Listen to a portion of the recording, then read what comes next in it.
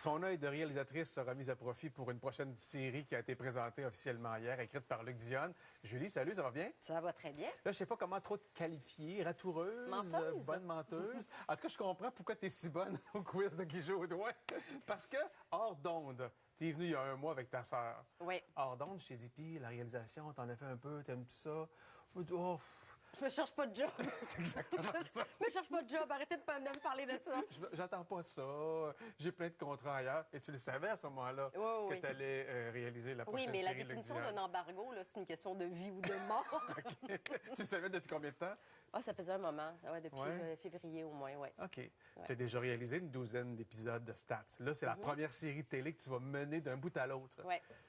Comment tu as reçu cette offre-là? Comment tu as jonglé avec ta prise de décision? Qu'est-ce qui t'a convaincu de le faire? Écoute, ça s'est passé très vite. Premièrement, Ouais. c'était un samedi matin d'une journée de février très triste. Je mangeais 2 œufs bacon dans un délit. C'est la vérité. Fabienne m'appelle, toute excitée. Elle avait réussi elle avait des vues pour moi pour d'autres projets à la réalisation. Puis là, elle avait déplacé des dates. Elle était toute contente.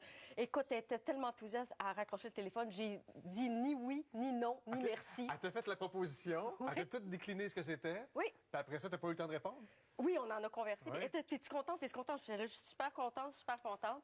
Ça s'est fait comme ça. OK, t'as pas eu le Il n'y choix. a pas eu grand préliminaire, puis il n'y a pas eu de retour là-dessus. On a foncé dans le projet. OK. Tu as joué dans quoi, une quinzaine de séries, une douzaine de séries depuis les 20 dernières années à peu près. Tu en as vu des réalisateurs et des réalisatrices travailler. As-tu quelqu'un que tu as vu travailler, que tu t'es dit, ah, ce style-là, ça me rejoint, je pense que je pourrais peut-être m'inspirer de ça? Bien, c'est sûr que l'inspiration viendra avec le projet proposé, parce que Dionne, son écriture est forte. C'est une série très masculine aussi. C'est la police de la fin des années 90. C'est toute une enquête. Il y a quelque chose de cru aussi dans cette histoire-là. Ouais. Donc, j'irai avec mon inspiration de ce que raconte l'histoire. Mais bien sûr que moi, j'ai appris mon métier avec Pod, puis il mettait de l'avant ouais, le c'est travail vrai. des acteurs. C'est vraiment quelque chose que je valorise beaucoup. Puis j'admire aussi Ricardo Troggi parce qu'il met une bonhomie sur le plateau. Puis j'aime travailler dans un esprit positif. Fait que peut-être que ça aussi, je vais m'en inspirer. Tu parles de Luc Dionne. Hier, on l'a rencontré. Sabrina était là pour le lancement et tout. Puis il y a un petit commentaire pour toi, d'ailleurs. Tu sais, tu t'attends beaucoup des textes de Luc. On dirait qu'il y a comme une petite attente aussi envers ton travail c'est sûr. réalisatrice. Regarde ce que ça donne. C'est un auteur. C'est quand tu écris quelque chose, puis que tu donnes ça à la réalisation, puis tu arrives avec quelque chose qui dépasse ce que tu pensais. Tu sais, ça, c'est vraiment le fun. La barre est placée, là. Non, mais en même temps, c'est une affaire d'interprétation aussi. À partir du moment où Luc a terminé l'écriture, moi, je prends le relais avec les acteurs. Puis c'est sûr que je vais avoir envie d'être à la hauteur de ce qui est écrit, puis de le faire correctement. Je prends ça vraiment au sérieux. Ça a une grande importance pour moi. Les émotions, l'image, les cadrages, as-tu quelque chose en tête que tu privilégies au détriment d'autres choses? Ou... Bien, en fait, la vérité, c'est que la facture visuelle puis la direction photo, c'est sûr que ça me concerne parce que j'ai envie que ce soit un plus pour raconter cette histoire-là. Parce que je crois que l'émotion passe aussi par la lumière, par le cadrage. Puis j'ai 3 acteurs, un trio d'acteurs extraordinaires aussi pour défendre cette histoire-là. Puis pour moi, c'est comme une suite logique de mon parcours d'actrice, de photographe, réalisatrice. Je me sens super bien accompagnée là-dedans aussi parce que sincèrement, je peux pas envisager ce projet d'envergure-là en ayant l'idée que je le fais seule. Ça n'a pas de bon sens. Non, c'est une équipe, ça c'est clair. Mais de toute façon, j'ai pas de... ça m'apporte rien. J'ai pas envie de faire ça non plus. Est-ce que présentement, Luc t'envoie beaucoup d'informations sur ces années-là, tu sais, la crise des moteurs, là, la guerre dans les années 90, où il commençait à avoir des victimes collatérales à tout ça, puis la police a mis en place l'escouade Carcajou pour mener à l'arrestation, finalement, de Mom Boucher. Connaissant Luc, il doit quotidiennement t'envoyer des petits courriels avec du contenu. J'ai du contenu, j'ai des exclusivités, puis j'ai tout ce qui s'est passé aussi, parce que ce qui est fascinant dans cette histoire-là, c'est que c'est une histoire qu'on connaît, mais qu'on connaît pas. C'est-à-dire qu'on la connaît tous, mais c'est tellement fascinant, c'est sensationnel ce qui s'est passé, puis même, à la limite, on pourrait penser que c'est romancé ou c'est une fiction tellement c'est spectaculaire. Donc, ça va être intéressant aussi de revisiter cette histoire-là avec toutes les nuances puis ouais, les détails de ça. Parle-moi de ton casting. Magali Lépine-Blondeau va jouer la juge France Charbonneau. Magali, elle a été choisie pour jouer ce rôle-là, évidemment, pour son talent immense. Mais quelle est sa force, tu penses, dans l'incarnation de Mme France Charbonneau? C'est sûr qu'on n'ira pas dans une caricature, puis on n'ira pas dans une imitation. Ça serait vraiment bête de notre part de ramener cette grande femme-là, cette grande dame-là à quelque chose d'aussi petit.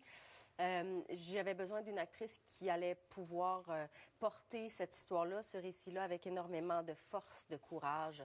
C'est une femme qui a du chien, que le mot peur ne fait pas partie de son vocabulaire. Ouais. Magali, il y a quelque chose d'elle dans sa prestance, dans son éloquence, dans son intelligence. C'est un rôle de précision.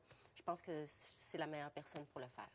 Quand on voit la comparaison de la photo de Pierre-Luc Funk et de Godasse, c'est assez déstabilisant de voir la ressemblance. Hein? Effectivement, mais c'est sûr que c'est un trio d'acteurs. C'est prestigieux, cette distribution-là, mais je suis convaincue que ce sont les meilleures personnes pour le faire. C'est pas du tape à l'œil. J'ai pas choisi ces acteurs-là parce que ça amenait de la crédibilité au projet. Pierre-Luc, c'est un acteur qui est un virtuose. C'est quelqu'un qui est tellement habile. Puis en plus, ce personnage-là qui est très complexe, je pense que ça va être intéressant pour nous de l'aborder puis le développer ensemble.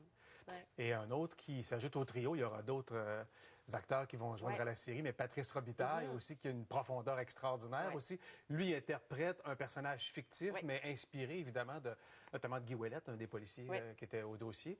Pourquoi que Patrice faisait partie de ta sélection d'acteurs? Patrice est arrivé vraiment tôt dans le projet parce que même bien avant que Luc écrive, où il était au tout début, il y avait ces 3 héros-là qui étaient sollicités pour raconter l'histoire. Puis j'avais parlé à Luc de Patrice parce que c'est un acteur solide sur qui je peux compter. Puis j'ai fait le conservatoire avec Patrice aussi. Ah oui, c'est Puis vrai. pendant 25 ans, je l'ai vu évoluer. C'est vraiment...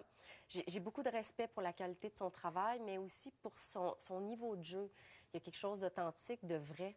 Puis je pense que cette histoire-là se raconte comme ça. Vu que c'est une histoire vraie aussi, mais un niveau de jeu où est-ce que tu n'as pas l'impression que les acteurs sont vraiment dans l'incarnation de cette histoire-là et de leur personnage. Oui, puis je pense qu'il y a une ligne aussi pour vous autres qui n'est pas si simple, c'est ne pas glorifier évidemment ce qu'était Mom Boucher et tout le crime qui l'entourait, mais bien de nous emmener dans les entrailles de ce deuxième procès que Mme Charbonneau a mené avec beaucoup d'intelligence. Ben oui, et de force, mais en fait, c'est pas ça qu'on fait. On raconte pas l'histoire de Mom Boucher.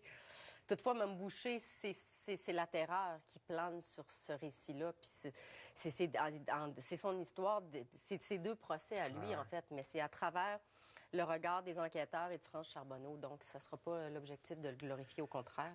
Là, tu risques d'avoir d'autres demandes éventuellement pour refaire de la réalisation.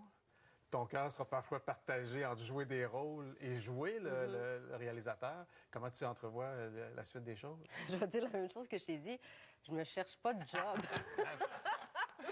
Moi aussi. C'est drôle. T'es pas en tournage, d'ailleurs, présentement, déjà? Là? Oui, là, je suis en tournage pour Doutes raisonnables. OK, parfait. Ouais. Puis après ça? Puis après ça, je vais faire l'appel. Puis après ça, je vais faire du montage. Puis après ça, je reviendrai jaser à Salut Bonjour avec ta remplaçante. Quel genre de sentiment tu avais quand tu as accepté rapidement de prendre ce mandat-là puis de dire, oh, OK, là, je m'attelle à quelque chose quand même d'important, là, ces 6 grosses diffusions, 6 épisodes. Comment tu t'es senti par rapport à ça? Est-ce que tu as eu une période de doute, une période d'inquiétude? Pas tant. Non? Puis c'est pas par prétention que je le dis, pas parce que je pense que je suis donc à la hauteur, puis mais c'est seulement que c'est pas comme ça que j'aborde le travail. J'aborde le travail en travaillant.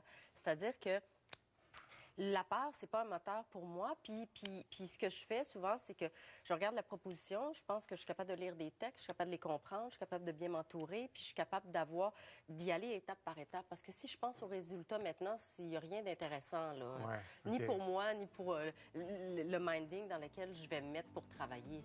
Pour l'instant, je suis en train de bâtir une équipe autour du trio d'acteurs, puis je suis en train de réunir une équipe. Tu commences quand? Au mois d'août. À tourner? Oui.